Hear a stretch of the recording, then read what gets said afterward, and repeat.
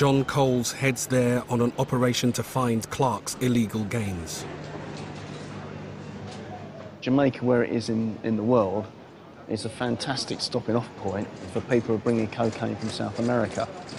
And obviously with the historical links with Jamaica, with the Windrush and people coming over here in the 1950s, many of the people who live in Jamaica at the moment have relatives and friends in the United Kingdom who they can use as cover when they're engaged in drug dealing.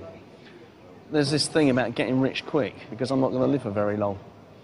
And, you know, fast cars, women, the bling-bling, all that type of thing. And some of them got the attitude, I've got to get rich quick because I'll be dead by the time I'm 25. And quite often, in many cases, that's true.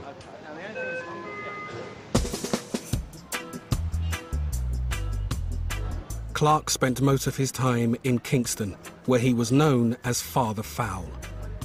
Trident believes he lived uptown, away from the crime-ridden downtown where drugs, guns and murder are a fact of life. There were 37 murders here last week, and it's the highest level of murder overall for several years. I mean, if we had 37 murders in London, we wouldn't be able to cope. And the Met's got the best murder investigation teams in the world and the highest clear-up rate. And they just don't have the experience or the skills to investigate all those murders. And hopefully, through us working jointly with them, particularly on the Father Foul case, they can learn from us and perhaps have the opportunity to start to investigate those murders properly. John Coles is shown around by a British officer working in Kingston. It's not safe to drive unless you know the city well. Part of the reason why we're out here is to look into Owen Clark, Father Foul, who was arrested by Trident and convicted earlier this year. A major drug dealer engaged in gun crime in London, but with roots back in Jamaica and other Caribbean islands. Where we're going at the moment is one of the premises that was linked to him. Can you just tell us a bit about it?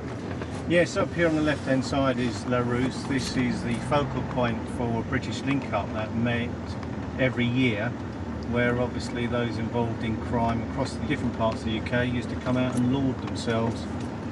We'd travel up in high-class vehicles to show how well they had succeeded in their criminality within the UK. Shame they didn't put a bit of money into building the roads a bit better as well then.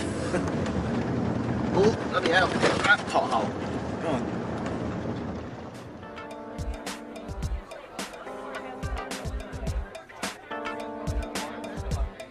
Clark was a major player in Kingston. His reputation as a music promoter covered up his drug running and helped launder his profits.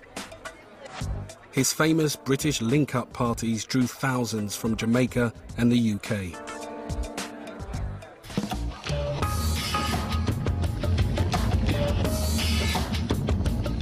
Trident work with the Jamaican Constabulary to search for Clark's illegal earnings. Between them, they've identified 5 properties they think he owns. They all need to be searched. They'll use the Trident approach, early, mob-handed, and at the same time. Trevor Gardner and 4 other Trident officers join the Jamaican Constabulary and Defence Force in the biggest operation Jamaica has ever seen. The investigation surrounds one Owen Roger Clark, who is more popularly known in Jamaica as Father Foul. He was convicted in the UK in June of this year and sentenced to 13 years imprisonment. What we're doing here is pursuing the financial investigation into his money laundering activities. On gaining entry to the premises, we asked that the MIT team clear the area and do the search for drugs and guns. Following that, the FID team will do a thorough search for documents, as it's a financial investigation. It'd be nice to find where his money is and quantify exactly what properties he's got, how many cars he's imported, and trying to figure out somehow how wealthy he is. The ultimate would be finding a bank account in his name, or one of his names, with millions and millions of pounds in it, but we don't know. We don't know. Because some of the properties are in a dangerous area, the Defence Force use helicopters.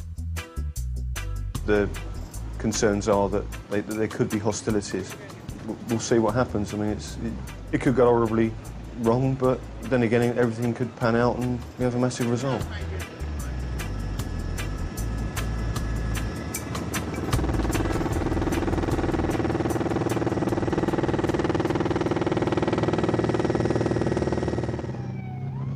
Trevor Gardner's convoy heads to an uptown mansion. The Jamaicans aren't wasting any time. To beat the traffic and jump the lights, they travel on sirens.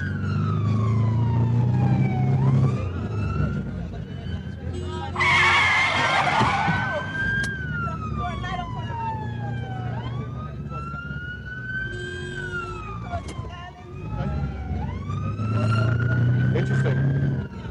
Next time I drive.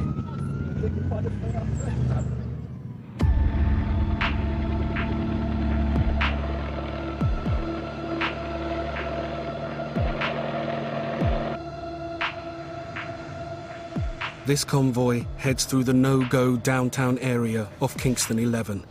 There are 2 adjacent houses which they think Clark owns. He may have run his drugs empire from one of them.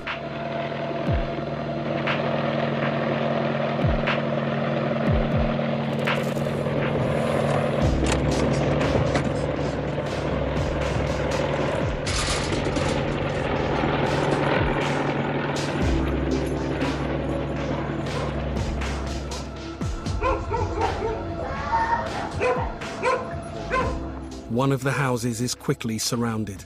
The occupants come quietly. But next door, there's a standoff. People inside refuse to let the police in. It's illegal for Jamaican police to bash doors in like Trident would. After 10 minutes, a female officer persuades them to open up. They can now search for evidence.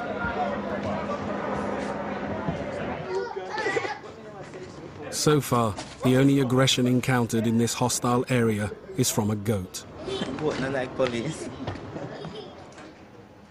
Inside, the occupants confirm that Clark owns one of the houses. It's worth £50,000.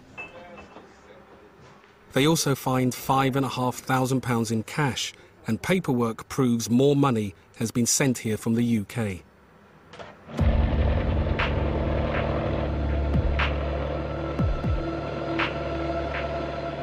Trevor Gardner's convoy arrives at a mansion in the hills. The Jamaicans think it is Clark's home. They don't know who's living there now. Trevor and the financial investigators wait as armed police ensure the house is safe.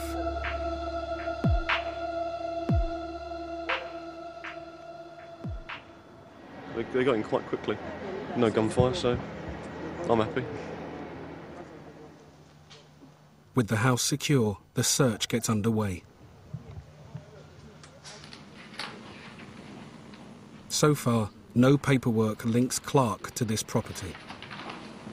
It's possible that I could have known the person by seeing the person, but knowing the person's name. Because I've known a lot of people. If you bring certain people before me, I can say, yes, I know this person, but the name, I might not know the name, but that name don't clicks. I don't know what you're talking about. I don't know who is going Clark. You must have had some sort of intelligence. And if you have intelligence to have come to search this house, it's either mischievous or something.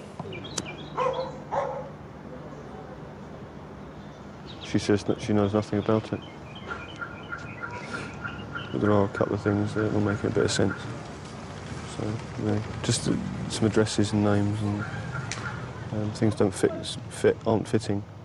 So we can keep probing, keep looking, see what we find out. And get him for a drink. Excuse me. The occupiers prove that they have owned the property for years. The intelligence suggesting this is Clark's home was wrong. In a third area of Kingston, the Jamaican police arrive at an exclusive complex. They think Clark owns 2 apartments here, worth over £100,000 each.